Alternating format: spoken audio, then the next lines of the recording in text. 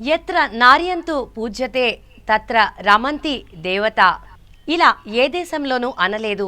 అనగలిగే ఔదార్యం, జ్ఞానం ఇతర భాషల వారికి లేవు. మన దేశం మహిళని దేవతగా భావిస్తుంది. అందుకే మనమందరం దేవతను కూడా స్త్రీ మాత్రే నమః అని జపిస్తాము. కనుక మహిళల కోసం సంవత్సరంలో ఒక్కరోజు అనేది కేటాయించకుండా నిత్యం వారి సహచర్యంతో ప్రతి ఇంటిలోనూ మహిళని గౌరవించే పద్ధతిలో మన సాంప్రదాయం నిర్మించబడింది. ఇలాంటి పవిత్ర దేశంలో మహిళా దినోత్సవాన్ని పురస్కరించుకుని మహిళలందరూ తమకు జరిగే అన్యాయాలను, అక్రమాలను, దుర్మార్గాలను అన్నింటినీ ఎదుర్కొని ధైర్యంగా మనోబలంతో, గుండె బలంతో, బుద్ధి బలంతో ముందంజ వేసి తమ ప్రతిభను, సామర్థ్యాన్ని, నైపుణ్యాన్ని బలపరుచుకుని ఎలాంటి పరిస్థితుల్లో అయినా సరే వెనుకంజ వేయకుండా ముందడుగు వేయటమే మహిళా ఊపిరిగా ప్రఖ్యాతిగాంచిన కొంతమంది మహిళల పేర్లని ఇప్పుడు చెప్పుకుందాం. మార్గరెట్ థాచర్, కమలా హ్యారిస్, కిరణ్ బేడి, ఇందిరాగాంధీ, సిరిమావో బండారు నాయకే, సరోజినీ నాయుడు, దుర్గాబాయ్ దేశ్ముఖ్, అహిల్య, రుక్మిణి అరండల్, శోభా నాయుడు, నజ్మా హెప్తుల్లా, ఎంఎస్ సుబ్బలక్ష్మి, మిషన్ మంగళ, జయలలిత, ప్రతిభా పాటిల్, భానుమతి రామకృష్ణ, శకుంతలాదేవి, కోనేరు హంపి, కరణం మల్లీశ్వరి, పిటి ఉషా. ఇలా చెప్పుకుంటూ పోతే మన తెలంగాణ రాష్ట్రంలో కూడా ఎంతోమంది అనేక రంగాల్లో వీర నారీమణులుగా పేరు తెచ్చుకున్న వారిలో రాణి రుద్రమదేవి, చాకలి ఐలమ్మ వంటి వీరనారీమణులు ఉన్న రాష్ట్రంగా తెలంగాణ ప్రఖ్యాతిగాంచింది. ఒక డాక్టర్, ఒక లాయర్, ఒక ఇంజనీర్, ఒక టీచర్, ఒక పోలీస్, ఇలా బాధ్యత గల ఎన్నో రంగాలలో మహిళలు ఎంతో ఎదిగారు. ఒక పక్క ఇలా ఉంటే మరోవైపు మహిళలపై వివక్షత చూపించి అణగదొక్కడానికి ప్రయత్నిస్తున్నారు. అయినా ఎంతో ధీటుగా నిలబడి సాహసవంతులుగా వారు ఎంచుకున్న వృత్తులలో రాణిస్తున్నారు.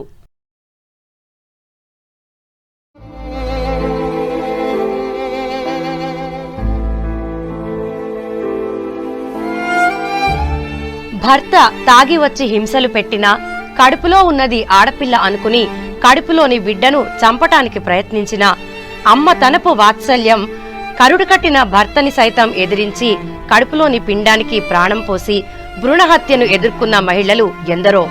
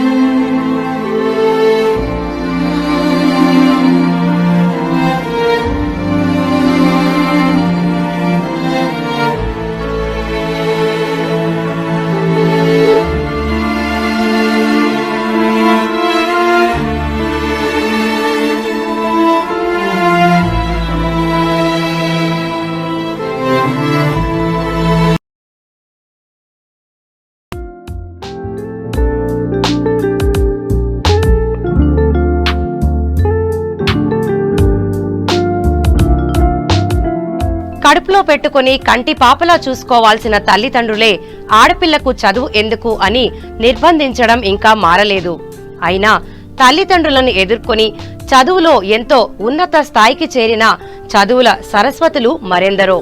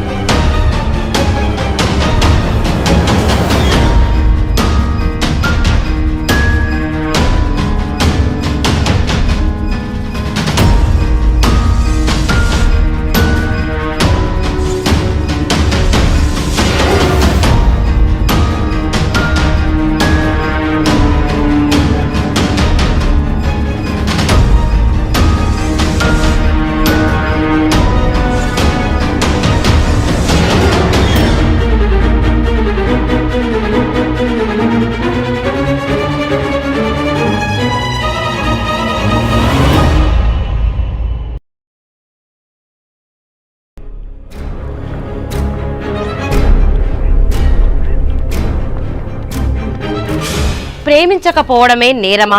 ప్రేమించాలని ఖచ్చితంగా రూలుందా? నువ్వు నచ్చలేదు అని చెప్తే చాలు కత్తులతో దాడి చేస్తున్నారు, లేదా యాసిడ్లతో అభిషేకం చేస్తున్నారు. ఒళ్లంతా కాలి గాయాలైనా, మానసికంగా కృంగిపోయినా తన ఆలోచననే తన శక్తిగా మలుచుకొని మనోనిబ్బరంతో అందరిలా సమాజంలో ముందంజ వేసిన అతివలు మరికొందరు.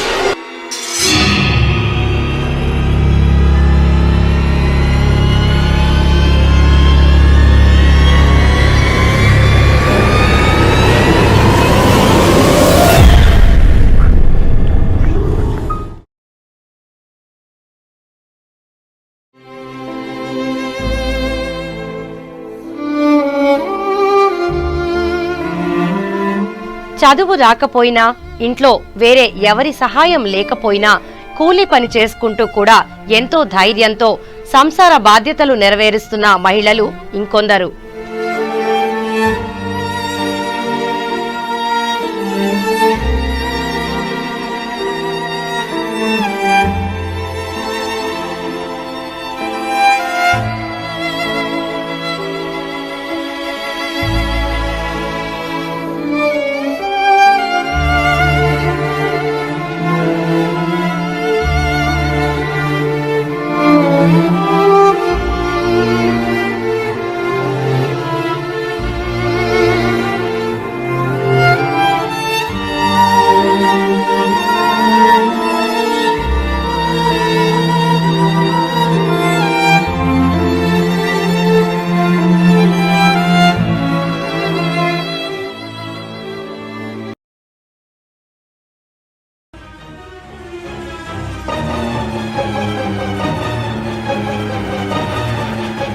ఆడది అర్ధరాత్రి ఒంటరిగా నడి రోడ్డు మీద నడిచిన రోజు స్వాతంత్రం వచ్చినట్టు అని మహాత్మా అన్నారు.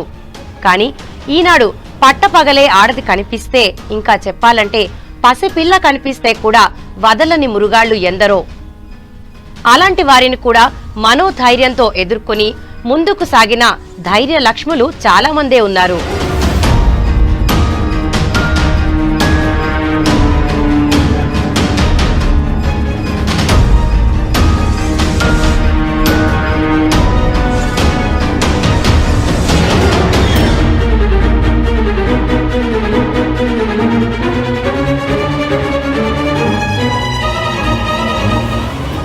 ఈ విధంగా మహిళలందరూ వారిపై జరుగుతున్న అన్యాయాలను, అక్రమాలను మనోనిబ్బరంతో కృంగిపోకుండా ఎదుర్కొంటే వారి జీవితాలను వారే చక్కదిద్దుకోగలరు. Power of women.